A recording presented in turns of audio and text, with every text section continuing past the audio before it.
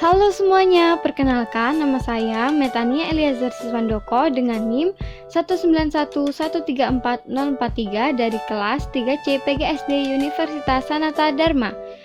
Dalam kesempatan kali ini, saya akan membahas mengenai himbauan sesuatu hati nurani dalam konteks masyarakat untuk memenuhi tugas akhir filsafat saya. Selanjutnya, kita akan masuk kepada pengertian hati nurani. Yang pertama, dalam bahasa Latin, hati nurani disebut conscientia dan dalam bahasa Inggris consciency. Dari istilah itu memiliki arti pengertian yang menyertai. Dengan demikian, maksud dari keduanya adalah pengetahuan akan yang baik dan yang jahat yang menyertai sebuah tindakan. Hati nurani adalah kesadaran moral yang dimiliki oleh setiap individu, yakni kesadaran akan mana hal yang baik harus dilakukan serta yang buruk harus dihindari. Kesadaran moral manusia bukan sesuatu yang netral, tetapi tetap harus dilakukan untuk yang dianggap baik dan tidak melakukan hal yang dianggap buruk. Kesadaran sendiri muncul dari dalam diri kita. Hati nurani juga merupakan sesuatu yang harus dilakukan dan dipertanggungjawabkan halnya. Hati nurani merupakan suatu proses penalaran atau pertimbangan akal budi yang muncul dari wawasan setiap individunya.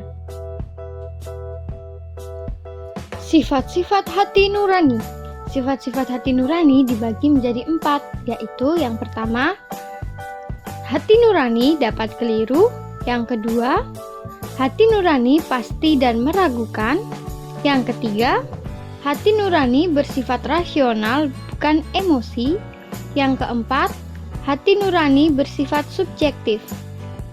Hati nurani dikatakan keliru jika secara objektif dinyatakan benar dan baik, tetapi secara subjektif tidak benar dan tidak baik. Hati nurani dikatakan pasti jika subjek terlihat jelas, dan hati nurani dikatakan meragukan jika subjek tidak terlihat dengan jelas. Hati nurani dikatakan jika muncul dengan arah yang jelas dan disadari itu adalah hati nurani yang bersifat rasional, sedangkan hati nurani yang bersifat emosi adalah jika tidak disadari dan muncul perasaan atau rasa dengan secara spontan. Hati nurani bersifat subjektif, yaitu tindakan yang disadari hati nurani tersebut membuat pelaku sungguh menjadi subjeknya. Selanjutnya, kita akan memasuki contoh kasus yang sering muncul di kehidupan bermasyarakat, yaitu di dalam kehidupan bermasyarakat pasti memiliki sebuah bentrok dengan hal yang sering terjadi. Dengan contohnya, pergaulan bebas yang mengakibatkan hamil di luar nikah. Nah, hal tersebut membuat hati nurani kita harus muncul dan itu ikut serta ke dalam orang yang merasakan hal tersebut. Bukan sebaliknya, kita mencaci maki, mengolok-olok atau mengucilkannya. Pembahasan kasus yang pertama, berita yang beredar tersebut pasti membuat seluruh masyarakat geger sehingga tidak berpikir rasional menurut hati nuraninya, melainkan mengikuti egonya. Kebanyakan pasti setiap orang jika mendengar hal dengan berita kasus seperti itu, pasti mereka akan langsung membuat suatu kesimpulan yang itu mungkin tidak benar dari kedua pihak tersebut, melainkan hanya ditonton dari satu pihak saja, sehingga menghasilkan sebuah pikiran yang hanya spontan, yaitu ego, bukan dari rasional, berpikir rasionalnya. Yang kedua, dengan mengikuti ego yang dimiliki setiap individu, menjadikan anak tersebut dikucilkan dan diolok-olok oleh masyarakat sekitar tempat tinggalnya. Nah, dari mengikuti egoisnya kita, dari mengikuti sebuah pemikiran spontan egoisnya kita ataupun emosi kita, pasti setiap individu itu tidak akan mengikuti hati nuraninya, karena kita hanya terpikirkan oleh desas-desus yang ada dari sekitar kita. Nah, dari hal tersebut, kita harus sebaiknya tidak mengikuti sesuatu dari emosi hati kita, melainkan kita harus mengikuti sebuah hati nurani yang dari dalam diri kita sendiri. Yang ketiga, dari masalah konflik yang muncul tersebut, hati nurani kita seakan-akan tersingkirkan oleh egois kita, oleh emosi kita masing-masing. Kita tidak memikirkan hal yang akan terjadi kepada anak tersebut. Apakah dia akan selalu dikucilkan itu baik-baik saja atau tidak? Dari situ, kita harus mengikuti, kita harus melihat, hati nurani kita harus tergerakkan. Bagaimana kita harus membuat anak itu tidak menjadi takut, tidak menjadi trauma, bahkan bisa dia menjadi stres. Nah, mari kita bahas mengenai hal selanjutnya. Nah, dari kisah tersebut seharusnya sikap yang kita ambil adalah memberinya nasihat yang baik agar hal-hal semacam itu tidak terjadi lagi, juga menguatkan dan memberi semangat kepadanya agar ia tidak menjadi depresi akibat banyak orang yang mengolok-oloknya. Di sini peran hati nurani kita harus muncul dengan sedemikian rupa. Contohnya, jika kita melihat ia menangis akibat mendengar berita-berita yang membuatnya down, kita seharusnya menguatkan dia, kita harusnya menolong dia, bukannya kita malah ikut-ikut mengolok-olok ataupun kita mengucilkan dia dengan kita membiarkannya saja.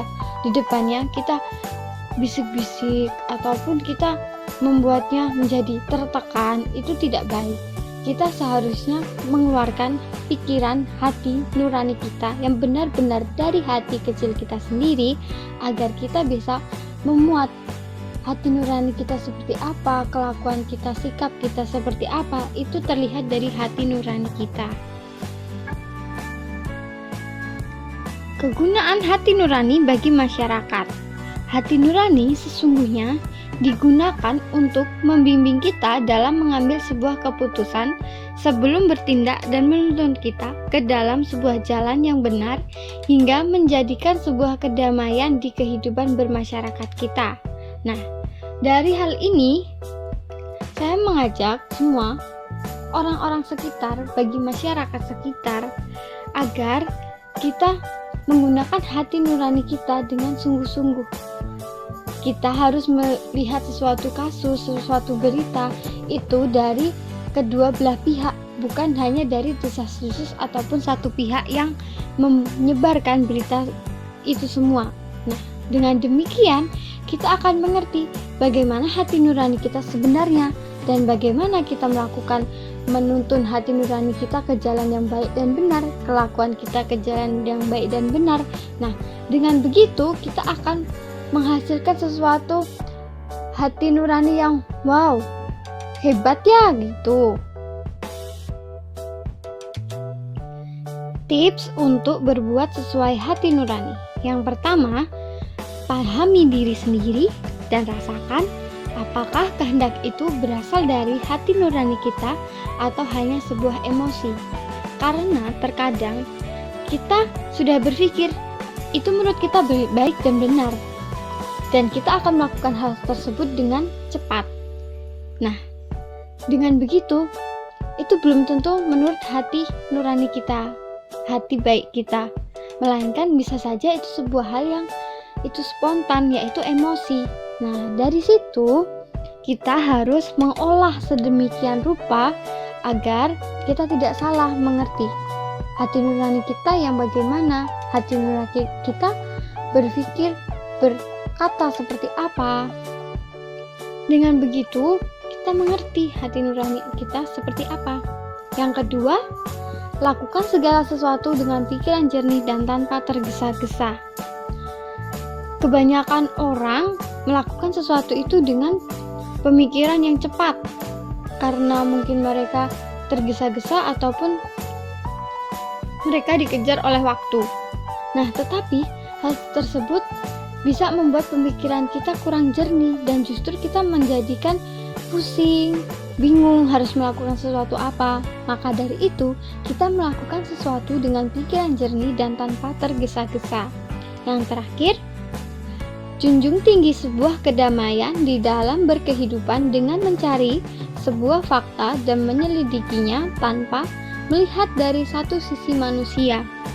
Nah, di situ kita bisa belajar dan kita bisa mengetahui hati nurani kita bagaimana.